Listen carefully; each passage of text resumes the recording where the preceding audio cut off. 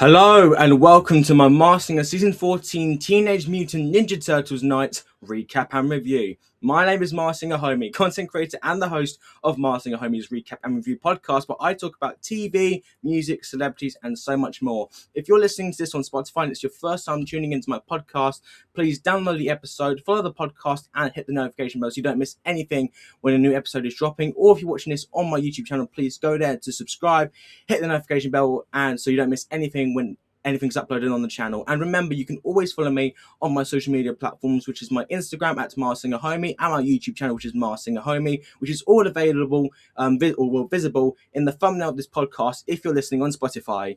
So this past week was Teenage Mutant Ninja Turtles Night on the Marsinger Season 14. It was a fantastic episode. I have to say, this is a theme night I've been wanting on the show for so long, and I'm so glad it happened. And honestly, it was a great episode. We had all the Ninja Turtles there hanging out, all of them were there. It was fantastic.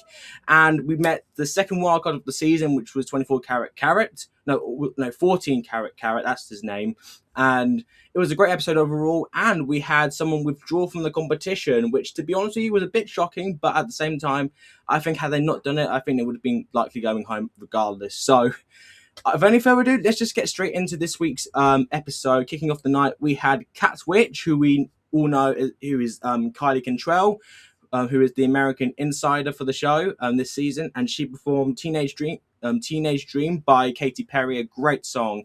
And I have to say, this was just, firstly, what a great start to the show this was. It was absolutely fantastic. And her vocals, man, honestly, I was just left gobsmacked because every time I hear her sing, I just get goosebumps. And the vocal riff she was doing, the runs, oh my goodness me, this was absolutely fantastic. A brilliant way to kick off the night, and for me, this was the best performance of the night as well, in my opinion. It was just absolutely fantastic. And we all know it's Kylie Cantrell from Descendants, and so I was thinking of going through the clues regardless of her, but I think there's not much point because of it. We all know it's her because she's the American insider. But I will say one clue that she did say was during the performance was when it was on I think one of the screens that had Red Alert, and that is obviously a reference to her being on Descendants 4 with Rita, which is the most obvious clue, to be honest. And I love the whole performance, of it being set in the pizzeria, in the pizza restaurant. It was just, honestly, this was just amazing. And I have to say this now, for me, as of right now, if the top two doesn't come down between her and Picasso, there's something seriously wrong, because I think that would be one of the best final twos ever if it came down to them, because I think both of them so far have just proved to themselves why they are the current frontrunners to win the whole thing. And I just think it would be an amazing top two if that were to be the case. So we all know it's Kylie Control, but I would not be disappointed at all if she did end up winning, because she really is just out of this world. Next up, we had Stingray, who performed Mama Song by Benson Boone. A great, I love me some Benson Boone. And he basically dedicated this song to his mother, which was really beautiful. And, I have to say, the whole staging of this was really cool. I love, they had all the turtles there on the campfire roasting marshmallows, having a lovely time, and I really liked that. And it was just a beautiful performance overall. You can tell he was singing straight from the heart, and again, it was just absolutely beautiful to listen to. I love hearing him sing, and it was just so lovely to hear a different side to him this episode, because he did the Bee Gees in the first episode, so this time around was really lovely to see. And I'm still confident that this is the one and only Evan Ross, who is, of course, the mother of Diana, the son of Diana Ross, which we'll go through the clues for him now. So in the VT, we saw a statue which had an angel, basically an angel statue, and that is a reference to his character he played on Star, which is Angel Rivera. Then we had the mother of Pearl shown, and of course that's another link to Diana Ross, who's the mother of. I couldn't connect the south and southwest clue, the compasses. I couldn't connect that, so I might need some help on that. And then we saw, I don't think many people have been picking this up, but in a few shots, he's shown having a ring on his finger. And I don't know if I told you this, but Ashley Simpson, who I think is Galaxy Girl, and him are both married to each other. So that is a pretty cool little hint there to to that. And I don't think we've ever had, like, apart from David Frost and Catherine McPhee, I don't think we've had a married couple competing on the show who aren't partnered together in a way that makes sense. And then we had a play of sushi there, and of course he actually owns his own sushi restaurant, believe it or not, which I did not know. But honestly, I absolutely loved hearing this performance from him. It was a really beautiful performance, to be honest, and just we got to hear such a beautiful side to him. You know, we got to hear like the softer side, and it was just a beautiful, beautiful performance overall. I absolutely loved it. He's definitely going to be someone to look out for now. Like, I don't have him as a finalist. I think currently my finalists right now, at least the top three at least, is Galaxy Girl, Picasso, and Catwitch. That's my personal top two as of right now. But again, I could be wrong. I could see Stingray maybe sneaking his way through. But I mean, it's very possible, to be honest. So, but regardless, this was a great performance, and I've got no doubt he's going to be here for quite a while. I can't wait to see what he does next. Next up, we had Galaxy Girl, who performed was it I'm Just a Girl by No Doubt. That's the song there. Personally, I'm not a massive fan of that song because I just think it's a very repetitive song. But regardless, I thought she performed it very well. I love the way she used the stage for the performance. It was a great performance, and she even held the camera as it went around, which I thought was very cool. Not many people do kind of interact with the camera that often, because the last time I remember was Logan Paul, when he was Grandpa Monster. He kicked the camera, which was pretty cool, and of course Busta Rhymes did a little thing with the camera for his first performance, which again was pretty cool. But I loved this performance. She just, you can tell she's having the best time on the stage every time she performs, and it's awesome. She's absolutely fantastic, and I'm sick with my guess from the first episode, and that is, I'm still confident this is Ashley Simpson, who I also mentioned earlier that her and Evan Ross, who I think is Stingray, who are married, they're basically in a married relationship, believe it or not.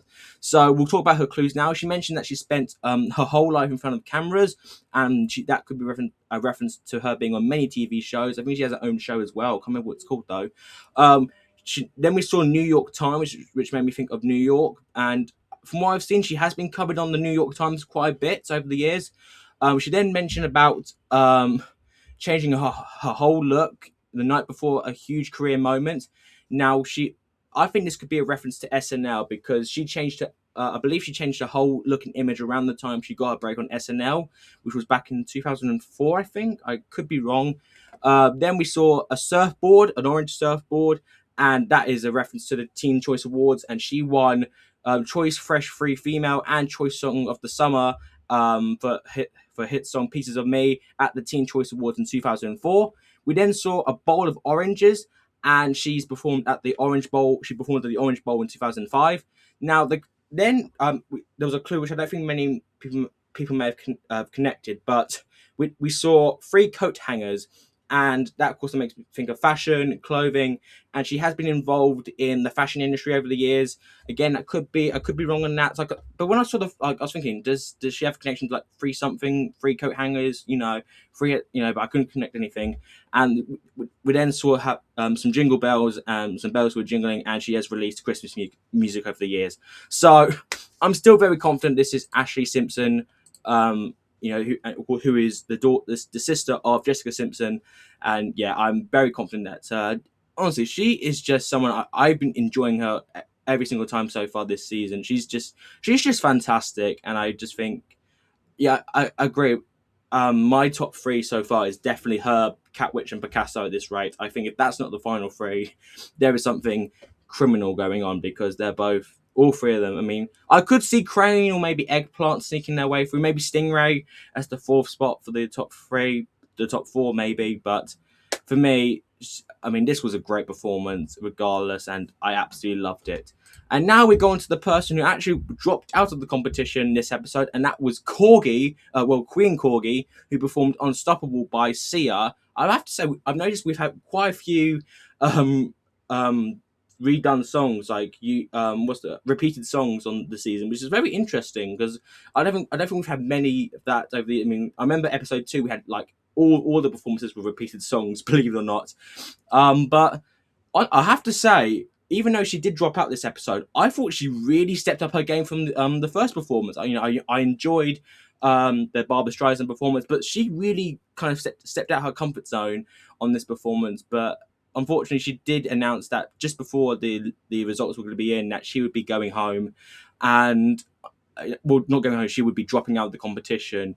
And honestly, I was a little bit shocked because I actually thought she improved, and I felt like she had a shot of making maybe another episode, because but she dropped out, and it was revealed to be Courtney Oshry from the Toast podcast. I've yet to listen to that podcast, which I think I should. I think I might enjoy that podcast, believe it or not. But that was her. I think I mentioned at the time I didn't really know who she was, so I kind of went with the online consensus in a way. But I have to say she did really well, even though she did two performances. She dropped out on this episode. I believe she mentioned the reason was because she has a kid at home and she wants to spend more time with them, which is an understandable reason. So I actually have a lot of respect for her doing the show, and honestly, she was actually pretty good. I thought she had a pretty decent voice for someone who wasn't a professional singer. And guys, I always love seeing people who aren't known for singing still having a decent singing voice, and she had that. She had a good singing voice, and honestly, she was great to watch. So Claudia, thank you very much for doing the show this season. You were fantastic, and yeah, I really enjoyed it. I'm definitely gonna have to check out your the Toast podcast, because I think I will definitely enjoy it. But thank you very much, Claudia, for doing the show. You were fantastic. And now we have the second wild card of the season to talk about, and the final performance of the night, which was 14 Karat Carrot, who performed "Hold On, I'm Coming" by Sam and Dave. A great song, great soul song, and I thought he performed it very well. I thought he had a good voice. Even I think I will admit there were some notes maybe he didn't quite hit, but overall he definitely hit the notes that he needed to, and he had, again, the voice he had was actually pretty good. So I'm not mad at all that he went through, because I think he definitely. I thought he performed well, and of course we had the Turtles in the background as a little band, which was pretty cool. One of them was on the drums with some buckets there, which was pretty cool. But I have to say, when I was originally thinking, listen to the voice, I was originally thinking Otis from The Temptations, which I think Robin said. I was thinking that kind of that soulful. I actually thought this was a singer, but going through the clues and the online guess, I am going with what you guys think this is, and that is Judge Greg Mathis. I'm sorry if I'm pronouncing his name incorrect, his second name incorrect, but all the clues here I've managed to connect lead to him.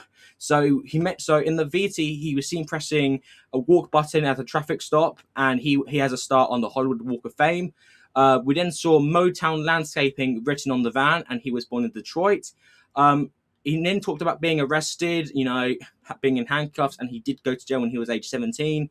His mum was mentioned, and his mum actually visited him in jail to tell him that she unfortunately had cancer, and she did end up passing away, unfortunately. Longest running was written in graffiti, and his show is one of the longest running shows in the category. We then saw 524 carats there, and his show has has gone on for 24 seasons, or it aired for 24 seasons, and he has a wife and 3 kids, so 5 family members in the household.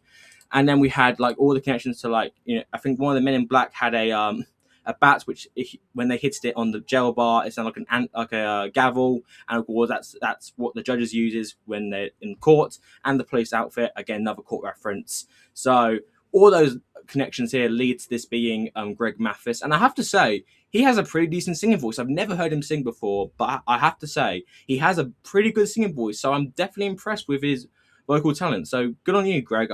I'm definitely impressed. And I have to say this was a great performance. I really enjoyed this performance. I actually thought he was a good performance overall. But honestly, I'm pretty sure this is Greg Mathis, and if this is, then wow, my friend, you've got a pretty good singing voice, and I'm very impressed.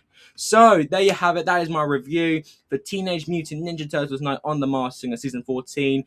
This upcoming Wednesday, it is the celebration of America for its 250th birthday, which I cannot wait for. We're going to be seeing Group C again. We're going to be seeing Owl, High Voltage, Calla Lily, and Eggplant all performing again, and the final wildcard of the season will be taking place. I can not remember the name. I know the name, but I can't pronounce it, unfortunately, because my pronunciations are terrible. But we'll be seeing Group C again, which I cannot wait, and the final wildcard of the season, which I'm very excited to hearing. But let me know your thoughts down below. What did you think of this episode of of the Masked season 14. And did you expect the dropout to happen with Pre and Corgi? I'd love to hear your feedback. But once again, thank you very much for listening to this episode on the podcast. And remember, if you are listening on Spotify, please download the episode and follow my podcast so you don't miss anything. But once again, thank you so much for listening to my Masked season 14 Teenage Mutant Ninja Turtles Nights recap and review. And of course, I will see you guys next time.